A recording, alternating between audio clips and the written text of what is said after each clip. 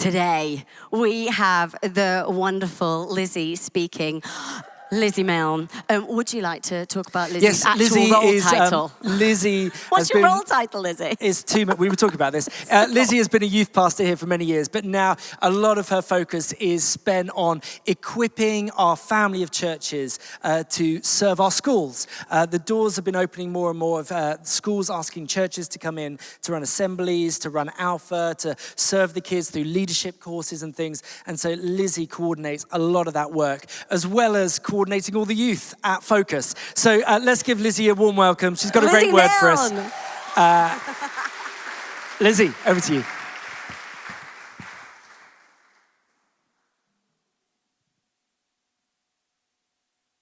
Hello. A couple years ago, I got to experience one of my bucket list dreams. Since I was a teenager, I have dreamt about not only going to California, but driving down Route 1, otherwise known as the Pacific Coast Highway, which basically goes from San Francisco all the way down past Los Angeles, all the way down to San Diego. And that was my ultimate dream.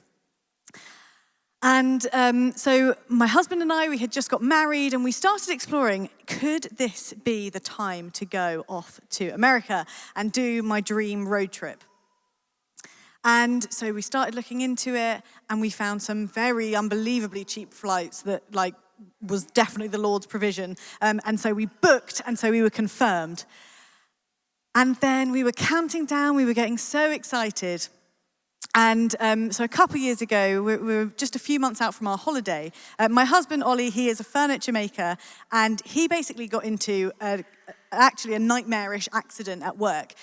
He with one of his big machines and a big chunk of wood. I'll spare you the gory details. He's fine now, thank goodness. But he had a brain bleed, and which after that, the DVLA, very wisely, say, we need to take your driving license away for a few months, and then we will return it to you once we think that you're okay to drive, which came in time.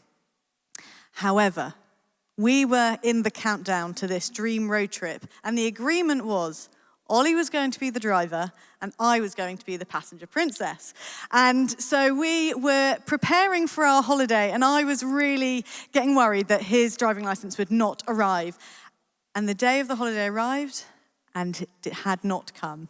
And so we board our flight, and the beginnings of grumblings set in. I'm beginning to watch the dreams of drinking margaritas by the Pacific coast and Googling celebrity homes and filming locations as we drive past them and dictating the playlist are gone in front of my very eyes as I suddenly have to drive 1,000 miles in quite not enough days, basically. And I understood that I needed to do this, but there was this part of me that just kept growing and growing. The grumbling was growing and growing until I was huffing and puffing my way down my dream holiday. And it was probably about halfway down, I realized, what am I doing? I'm in California. I've dreamt of this my whole life. I need to sort myself out. Isn't it funny that we can have everything that we've dreamed for, but we can still get stuck grumbling on the smallest things?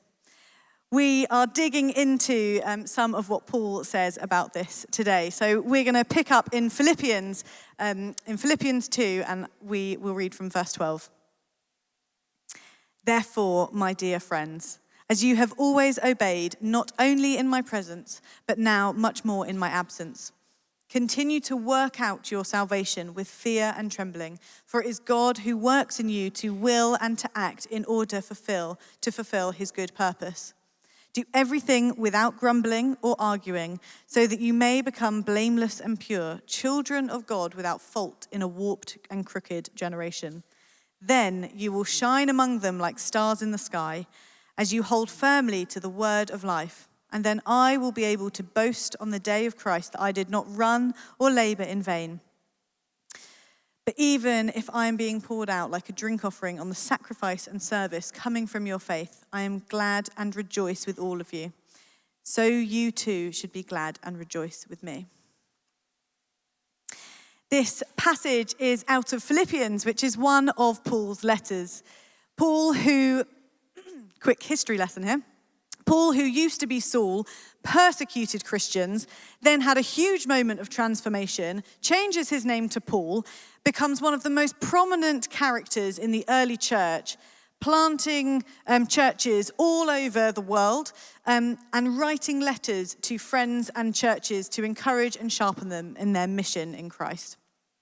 Paul is writing this specific letter from prison to the church in Philippi.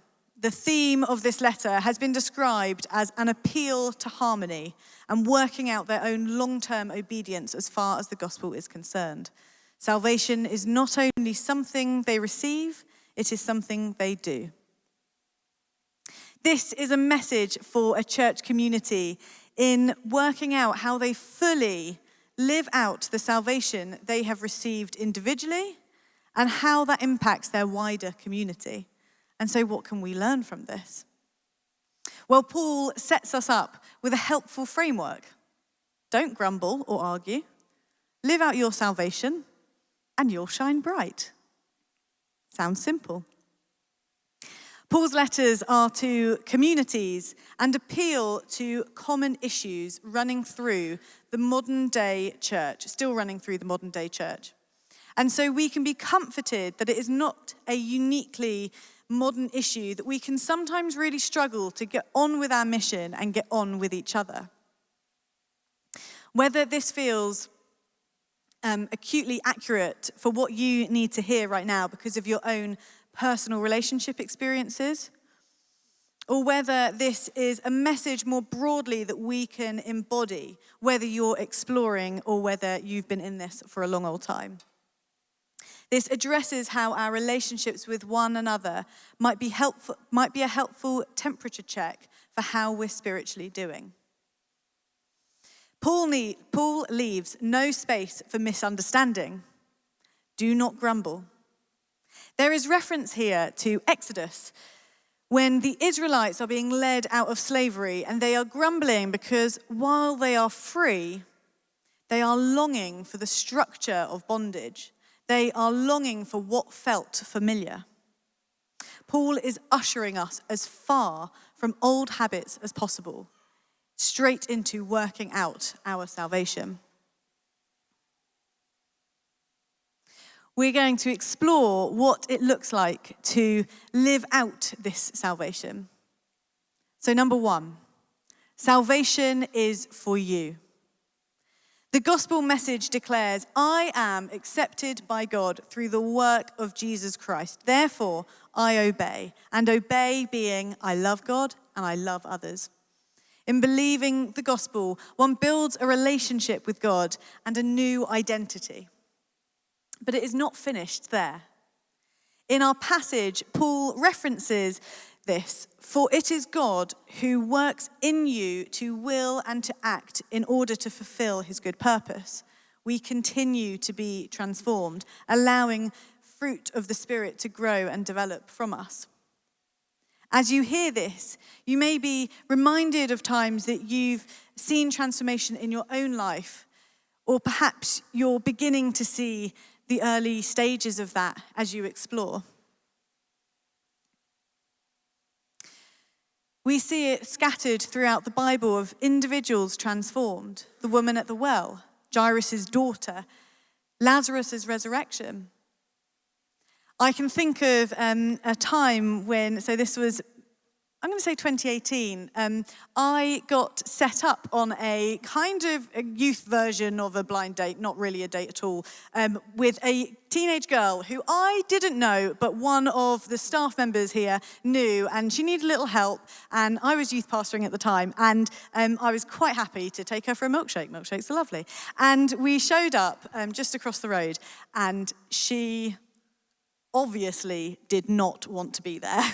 She had kind of been forced into going for a milkshake with this random youth leader from this other person's local church. And bless her, she sat through kind of the 45 minutes to an hour of me asking many questions about school and what her favourite subject is and who are her friends and da-da-da. And she sort of rode it out. But then she came back. And she came to St. Peter's and we begun seeing the stirrings of friendships and community forming and begun seeing that. And a couple of years ago, she went off to uni. And then last year, I got a phone call from her saying, "Hey, Lizzie, I'm actually speaking at my student group or speaking at my student service on Tuesday night. Do you mind just running through my talk with me? I've got 5 friends from uni who want to come and hear this, and I know this is a big moment." And she now is preparing to church plant out of her university church, out into a new area in the city that she's in. And so our salvation is individual. We have personal relationship with God. God is after the one. We just need to ask. Number 2, salvation is for us. You may have found yourself thinking, I like Jesus, but not this Christianity or not the church. And I know I have certainly felt this way at times. We might be interested in this relationship with God, all the grace and the love that comes from knowing God, but not if we also have to be part of the organisation. And for some of us, there are very real and understandable reasons for hesitation or struggling to trust the kind of human-based part of this deal. But what Jesus offers us by the church is a community to encourage, to champion, to sharpen, to raise faith, to cry alongside, to laugh with, to experience friendship with one another like we receive friendship with Jesus. Timothy Keller, author and theologian, said in his book, Prodigal God, "We live in a culture in which the interests and desires of the individual take precedence over those of the family, group, or community. As a result, a high percentage of people want to achieve spiritual growth without losing their independence to a church or any organized institution." It's pretty punchy. I have had the privilege over the last 10 years of working with some of the youth team, or with the youth team, full stop. And firstly, I just want to thank anyone who is in this room who has been part of the youth team, any parents who have dropped young people off to the countless youth events that we have run here. So thank you so much for pouring into your teenagers. The commitment that we lay out to someone exploring to join the youth team is to be on the team every week. We value consistency for our teenagers. On Friday nights, the most convenient late evening for teenagers. And once a year, you'll join them for a weekend away to look after around 120 of them for 48 hours while they're kind of charged up on sweets and excited energy. And you know what? They do it. They do it not because they don't have plans on a Friday night. These people are busy, they have friends and families to make time for. They don't just love hoovering popcorn and pizza toppings out of this carpet. They do it all with a joyful heart. It is one of the most powerful witnesses. I get to stand on the door and welcoming parents in. Watching 13-year-old boys over here, the statistic least likely to stay in church, who can hardly be pulled away from chatting to the likes of Leo and Noah and Charlie. The youth team is made up of individuals who are willing to give it a go, entering with a humble heart because they understand that living out faith is communal. Jesus, in Luke 9, invites us to die to ourselves, pick up our cross and follow him. And the church, well, that's the bride of Christ. Paul is addressing nothing that seems extreme to the eye. He's telling people to stop grumbling and arguing. But it's the roots of a culture that fosters disunity. If anger is a hammer, then grumbling is a solvent that quietly destroys. And if I were an enemy spirit trying to take out the church, if I was going to be smart about it, I'd not necessarily wipe out the leaders or take away their buildings. I'd distract the people from their united mission and strength together.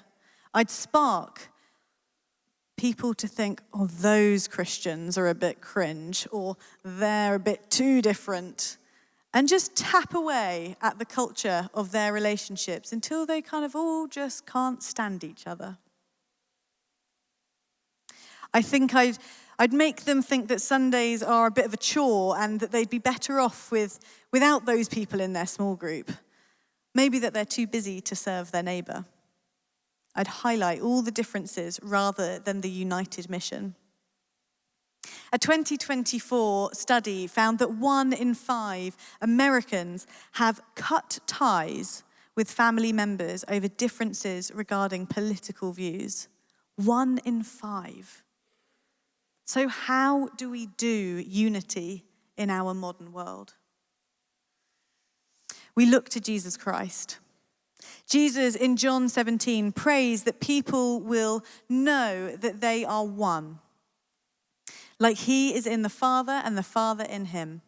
We look at how he approached people, how he worked with his disciples. Our attitude of unity, our posture of unity is a witness to our world.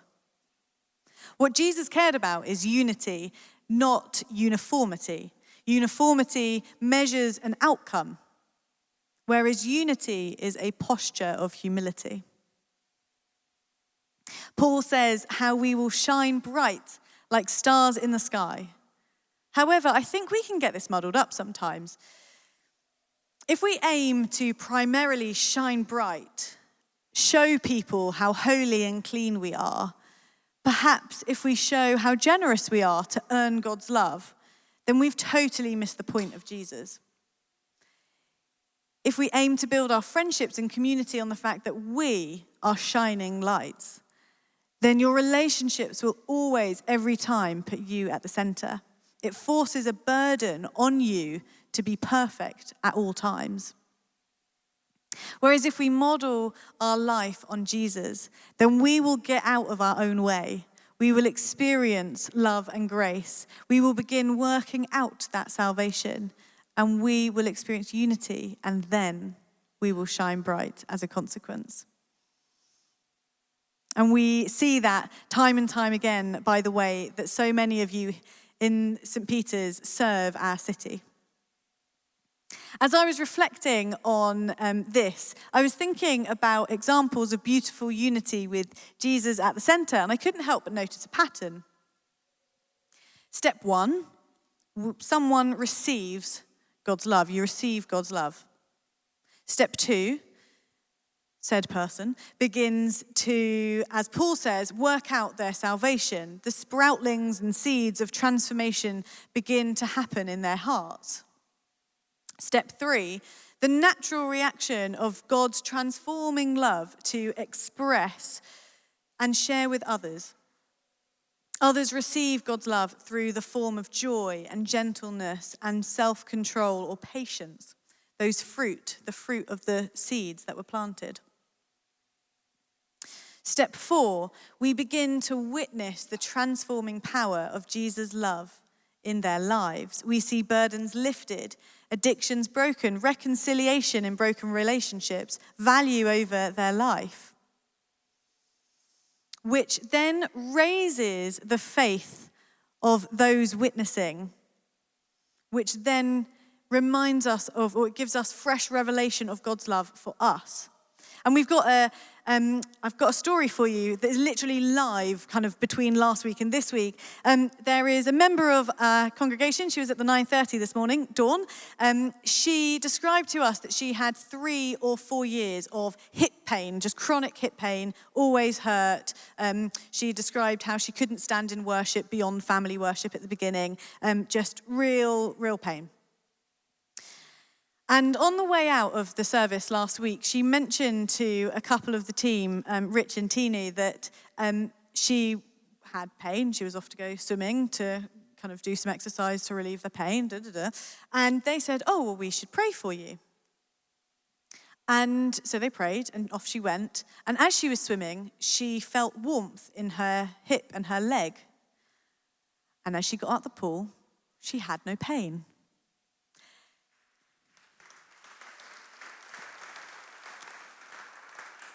And since then, she continued to go her normal 24 hours. Then on like Wednesday or something, she messaged saying, still no pain. And then she was here this morning, standing in worship, the thing she was so excited to do, standing for the full time of worship together. Rich and Tinu experienced God's love, and then they work out their salvation. It then comes through. They offer to pray for Dawn. She experiences healing, transformation, and then it raises our faith, and we receive fresh revelation of God's love again. This leads us to our final segment, that you can experience it today. Christians, as we discuss what Jesus did in dying on the cross, have spoken about the law court aspect of Jesus' salvation, that Jesus secures the legal verdict of not guilty so that we are no longer liable for our wrongdoings. However, salvation is not only objective and legal. We see Jesus invite others to come and see in John 1, for them to experience it themselves. Through this experience, we can sense the reality, the beauty, the power of God's love. And Jesus did physical things to help us. We're physical beings. We operate in a physical world. And he does these things to help us understand and comprehend the spiritual. We take communion together. We are baptized. We see physical healing. Jesus was physically resurrected before ascending to heaven. The physical matters in that we express what God is doing within us within us in the Spirit through the outworking in our physical world around us. I was reflecting on Paul saying that we'll shine bright like a star, and it got me thinking about the characteristics of a star and other lights in the sky. It got me thinking about fireworks and how fireworks are beautiful and they're loud and they are impressive. But fireworks are short-lived and purely for entertainment. Whereas stars, they are, well, I'm going to say they're as close to everlasting as everlasting is, because when I Googled it, they're billions of years old. So they're eternal. They are consistent. They are quiet, at least from where we are standing. And at their best, they shine alongside a night sky of other stars.